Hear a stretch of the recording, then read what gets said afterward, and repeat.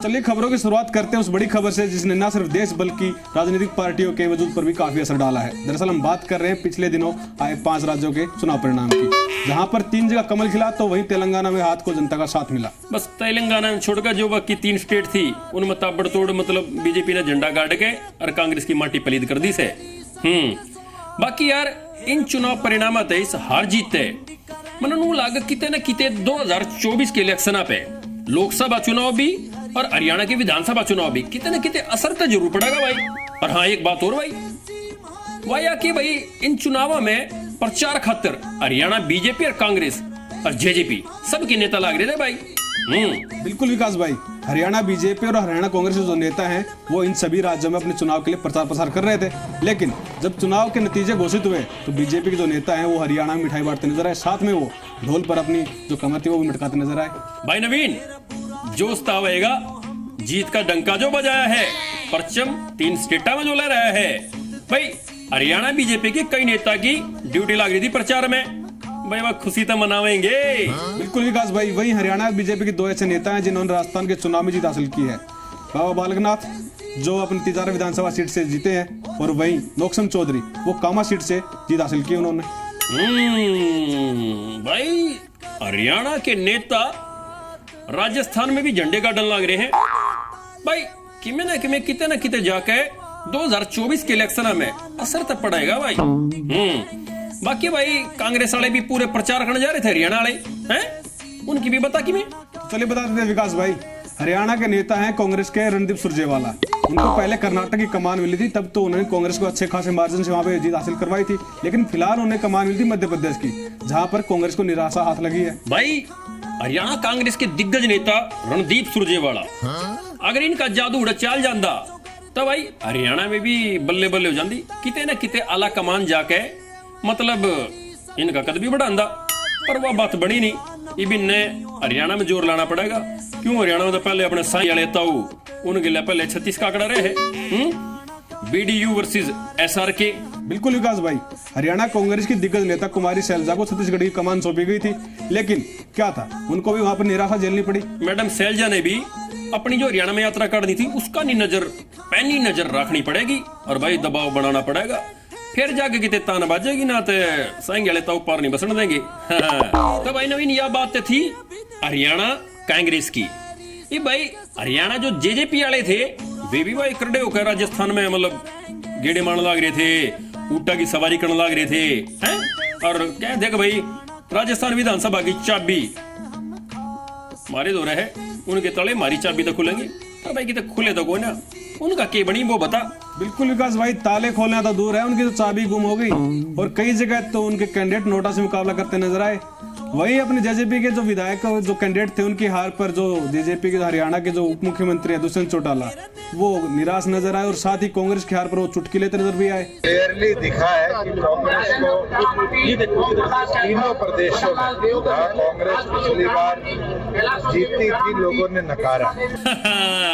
भाई एक बात तो है यार, मतलब जेजेपी वाले हार गए राजस्थान में भूडी डाला रहे हैं, पर भाई दुष्यंत चौटाला साहब ने बड़े कदाले छोटे सिम साहब ने मतलब जेजेपी की हार का इतना मलाल नहीं से जितने राजीव वो कांग्रेस की हार पे से हैं।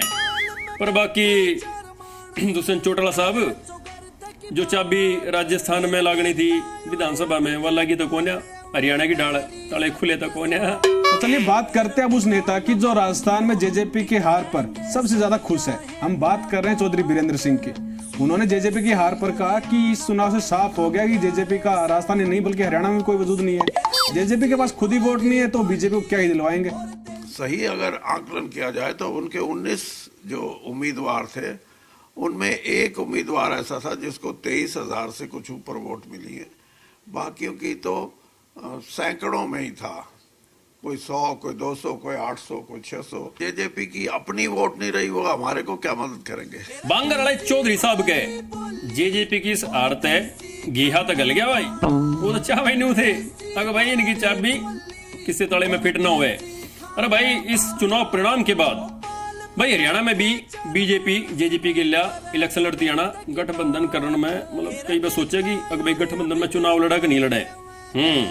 भाई चुनाव लड़ लिए तो भाई कदे अपने चौधरी साहब भी नाराज ना हो जाए। बाकी तो चौधरी साहब चाहे नू थे अगे वो गठबंधन टूट जा। ये तो आने वाला समय बताएगा विकास भाई। वही हरियाणा बीजेपी के प्रदेश अध्यक्ष नायब सिंह सैनी ने कहा कि जो 3 राज्यों में उन्होंने चुनाव जीते हैं, यहाँ के लोगों को मोदी जी की गारंटी पर विश्वास है और आने वाले समय में हरियाणा की 10 लोकसभा सीटों पर जो बीजेपी है वो चुनाव जीतती नजर आएगी, कमल खिलेगा वहां पर। 2024 में ये मोदी की गारंटी है। हरियाणा की 10 लोकसभा सीट तीसरी बार, ये 85 बार से भी ज्यादा जाएगी। भाई इस जीत तय बीजेपी वाले पूरे गदगद हैं। और भाई चाहो इनू है भाई जो इन 3 राज्य में नू कमल खिल गए, नू है कमल लोकसभा चुनाव और हरियाणा विधानसभा चुनाव में भी खिल जा। बाकी भाई इसका फैसला तो जनता जनार्दन करेगी। अगर भाई कमल का फूल खिलाएगा कि आता तो भाई चश्मा पहना जाएगा कि भाई झाड़ू चलेगी तो टाइम बताओगा। बिल्कुल विकास भाई, जनता ही जनार्दन है, वही सब कुछ बताती है। वहीं हरियाणा के गृह मंत्री अनिल विज ने आप पार्टी पर कटाक्ष किया। उन्होंने कहा कि 700 विधानसभा सीटों पर आप अपनी जमानत नहीं बचा पाई, वो आम आदमी पार्टी नहीं है। साथ ही उन्होंने जेजेपी पर भी जमकर कटाक्ष किया। उन्होंने कहा कि जमानत जब्त पार्टी। आम आदमी पार्टी जो सबसे ज्यादा चाहती थी वो तो अब जेजेपी बन गई है, जमानत जब्त पार्टी। अच्छा रे भाई, ये तो मतलब अपने गब्बर साहब ने कसूता पॉइंट मार दिया। पर मंत्री जी बड़ा जोल डांट लियो, हरियाणा में जेजेपी वाला के आपका गठबंधन चल रहा है। वहीं केंद्रीय राज्य मंत्री कृष्णपाल गुर्जर भी इस पूरे मामले पर अपनी खुशी को जो है वो जाहिर करते नजर आए। उन्होंने कहा कि लोगों को पीएम मोदी की जो गारंटी है उस पर विश्वास है।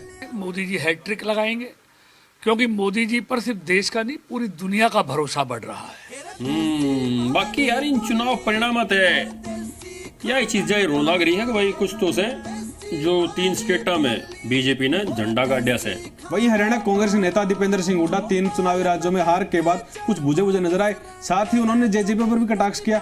उन्होंने कहा कि जेजेपी की जो चाबी है, उनका जो ताला है वो बंद हो गया है। बाकी आने वाले चुनाव जो हरियाणा में होने वाले उसमें कांग्रेस ही जीत हासिल करेगी। जेजेपी पार्टी की जो है समझता दुकान बंद हो चुकी है, हरियाणा में भी इनकी दुकान बंद हो चुकी है। ये एक ऐसी चाबी है जो किसी ताले पे फिट नहीं बैठ रही। दीपू भाई साहब एक बात बताओ, मतलब 3 राज्य में के जो एमपी था उसमें तो मतलब मान लिया कि भाई चल आपकी सरकार नहीं थी। बाकी जो 2 स्टेट थी, छत्तीसगढ़ और राजस्थान, उड़ तो कांग्रेस की सरकार थी। जब उड़ा अपनी कुर्सी नहीं बचा पाए तो हरियाणा में तो आपकी कुर्सी भी ना है। हरियाणा में तो मतलब गठबंधन की सरकार है, फिर यार क्यों कर सपने देखने लग रहे हो।